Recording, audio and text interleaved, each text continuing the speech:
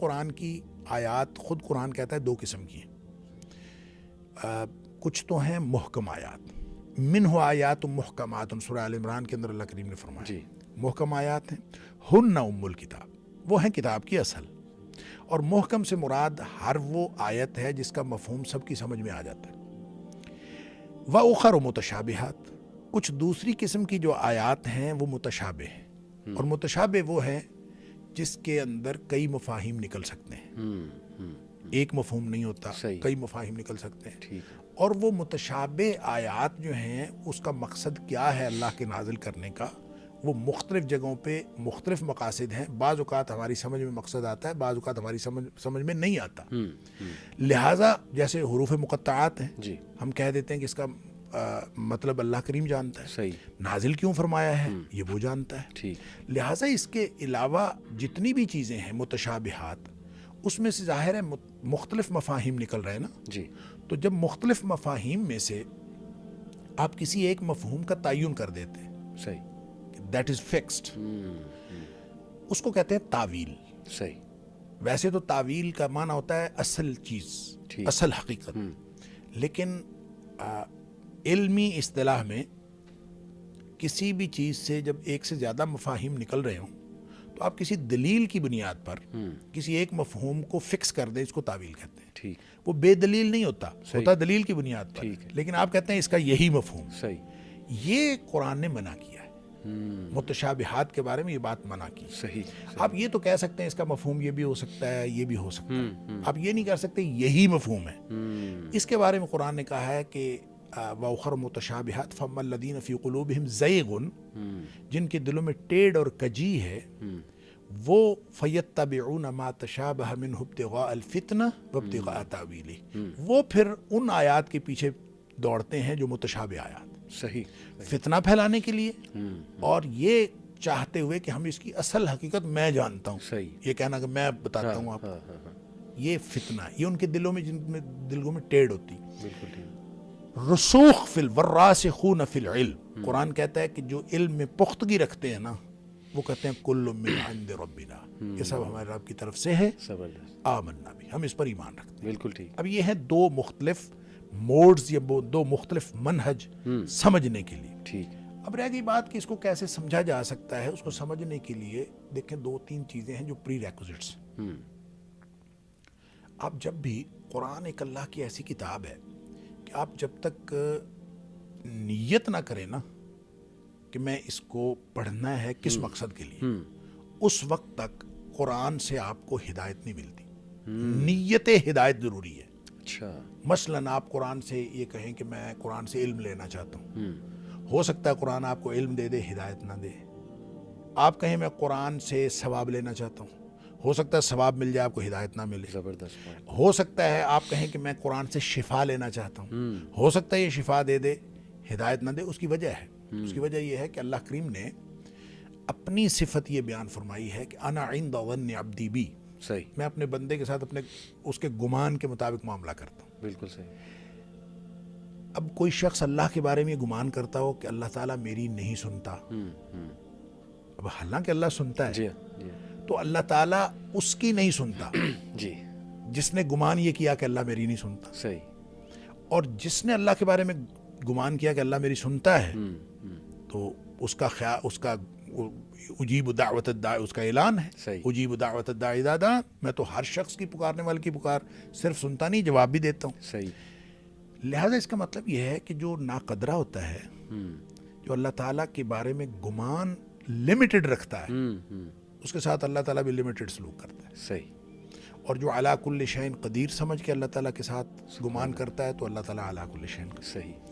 اچھا، یہی معاملہ قرآن اللہ کا کلام ہے، جی. اور صاحب کلام کے اندر جو غیرت اور انا ہے، اللہ. وہی غیرت اور انا اس کے کلام کے اندر. عربی میں ایک مقولہ ہے، کہتے ہیں کہ کلام الملوک ملوک الکلام.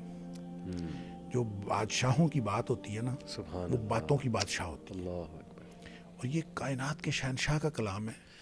تو کوئی شخص اس کے بارے میں گمان رکھے کہ میں نے اس سے یہ لینا ہے، تو وہ دو دے گا، لیکن اس کو ہدایت نہیں دے گا. دیکھیں، میں یہ کہتا ہوں کہ قرآن کو بنظر غائر پڑھنے سے اور اس کا فہم حاصل کرنے سے، اس سے نقطہ آفرینیاں کرنے سے اگر ہدایت ملتی ہوتی نا تو مستشرقین سب سے بڑے ہدایت یافتہ ہوتے. صحیح صحیح. جتنا باریک بینی سے انہوں نے پڑھا ہے نا, اتنا باریک بینی سے مسلمانوں نے بھی نہیں پڑھا. جی جی.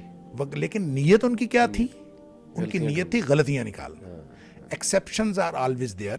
کچھ استثناء کی باتیں ہیں, کچھ لوگ غلطیاں نکالنے کے لیے پڑھتے پڑھتے ہدایت پا گئے. ہاں جی. لیکن جنرل اصول یہ نہیں ہے. جنرل اصول یہ ہے کہ آپ نیت ہدایت کے ساتھ, ہدی للمتقین کا یہی معنی ہے. صحیح. ایک ہے ہدی للناس, ایک ہے ہدی للمتقین. راستہ دکھاتا سب کو ہے, بالکل ٹھیک. منزل مقصود پہ ان کو پہنچاتا ہے جو دل سے تقوی لے کے بیٹھے ہوتے ہیں کہ اللہ میں تیری ناراضگی سے بچنا چاہتا ہوں, تیری رضامندی حاصل کرنا چاہتا ہوں. پھر میں اس نیت سے قرآن پڑھتا ہوں تو پھر قرآن اس کو ہدایت پر لے. نیت ہدایت, یہ پہلی پری ریکوزٹ. صحیح. دوسری ہے خشیت. جب تک صاحب کلام کا روب دل میں نہ ہو, ہیوملٹی بھی کہہ سکتے ہیں کہ آپ ہمبل ہو جائیں. ہیوملٹی بھی ہے. اصل میں یہ عظمت ہے اللہ کی. اللہ کی عظمت جب تک ذہن میں نہ ہو, معرفت حاصل نہ ہو کہ صاحب کلام کون ہے. یہ اس کو علی بھائی یوں سمجھیں, میں ایک مثال دیا کرتا ہوں. صاحب کلام اور کلام کا کیا تعلق ہوتا ہے؟ میں کہوں پکڑ لو تو اس کی کیا حیثیت ہے؟ لوگ کہیں گے پاگل ہے, پتہ نہیں کیا کہہ رہا ہے. صحیح. میری بات کی طرف کوئی توجہ نہیں دے گا. بالکل ٹھیک. اگر یہی بات علاقے کا تھانے دار کہہ دے کہ پکڑ لو, صحیح. اب الفاظ وہی ہیں, لیکن صاحب کلام کی وجہ سے اس کی گریوٹی چینج ہو گئی.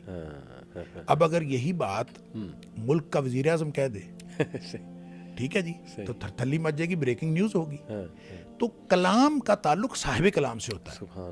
لہٰذا قرآن نے یہ کہا ہے کہ تقشعر منہ جلود الذین یخشون ربہم, جن کے دلوں میں خشیت ہے نا, ان کے رونگٹے کھڑے ہو جاتے ہیں. اور خشیت کس کی؟ مالک. ان کو پتہ ہو کس کا کلام پڑھنے جا رہا ہے. لہٰذا جب تک مالک کی, خالق کی عظمت, صاحب کلام کی عظمت آپ کے دل میں نہیں ہوگی تو قرآن کو آپ ایک کتاب کی طور پر پڑھیں گے تو قرآن آپ کو ہدایت نہیں دیتا. لہٰذا یہ بھی ایک اسی طرح ایک فکری تجرد بہت ہی بڑی اور اہم پری ریکوزٹ ہے کہ آپ جب تک خالی ذہن ہو کے نہ پڑھیں نا, آپ سابقہ خیالات اور سابقہ اپنے عقائد ساتھ لے کے اس کو پڑھیں, ان کو پورا ویٹیج دیتے ہوئے. صحیح. تو قرآن آپ کو ہدایت نہیں دیتا. قرآن کا بھی یہی نوعیت اور مزاج ہے, اور حدیث کی بھی. صحیح. یہ قرآن و حدیث آپ کو پھر ہدایت نہیں دیتے, آپ کے ان خیالات کے لیے دلائل فراہم کرتے ہیں. صحیح. کیونکہ آپ پہلی ایک اپروچ سے بیک آف مائنڈ میں ایک اپروچ لے کر آ رہے ہیں, تو آپ کو صرف دلائل ملتے ہیں آپ کی اس اپروچ کے لیے. صحیح. ہدایت نہیں ملتی. بالکل. ہدایت اگر لینی ہے تو آپ خالی ذہن ہو کے پڑھیں, سابقہ خیالات سے بالکل نکل کے, تو بالکل خالی ذہن ہو کے پڑھیں, تو پھر آپ کو سے وگرنہ تو خیر.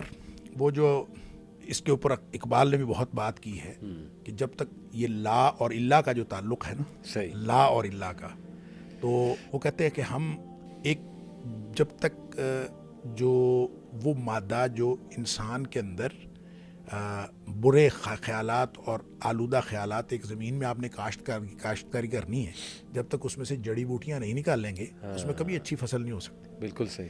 تو اچھی فصل آپ نے اگانی ہے کہیں, تو پہلے جڑی بوٹیاں سابقہ خیالات سے, آلودگیوں سے نکلے. بالکل ٹھیک. فکری تجرد کے ساتھ قرآن کو پڑھیں. اسی طرح یہ قرآن عملی کتاب ہے, اس کو عمل ساتھ ساتھ جو جتنا پتہ ہو عمل کرنا شروع کر دے. والذین جاہدوا فینا لنہدینہم سبلنا. بالکل ٹھیک. پھر اعتصام, اس کے ساتھ جڑ جائیں. ایسا نہیں ہے کہ اس کو آپ بالکل لا تعلق ہو کے پڑھیں. خیر, یہ میں جلدی پوائنٹس اس لیے بتا رہا ہوں کہ ان کی ہر ایک کی الگ الگ تفصیلات. صحیح. کہنے کی بات یہ ہے کہ جب تک انسان ان پری ریکوزٹس کے ساتھ قرآن کو نہیں پڑھتا, قرآن سے آپ ثواب لے سکتے ہیں, ہدایت نہیں لے سکتے. آپ قرآن سے علم لے سکتے ہیں, آپ فہم لے سکتے ہیں, آپ جو بھی لے سکتے ہیں. بالکل ٹھیک. دیکھیں, قرآن کو پڑھنا ثواب ہے, ایک حرف پہ 10 نیکیاں ملتی ہیں, ثواب ہے. قرآن کو ترجمہ فہم حاصل کرنا ثواب ہے. بالکل ٹھیک. مقصد نہیں ہے. مقصد وہ بڑا مقصد ہے کہ آپ نے ہدایت لینی ہے, اس کے راستے میں آنے والی ساری چیزیں ثواب ہے. لیکن اگر آپ راستے کی کسی چیز کو مقصد بنا لیں گے تو پھر آپ اصل ہدایت تک, اصل ٹارگٹ تک نہیں پہنچ سکتے.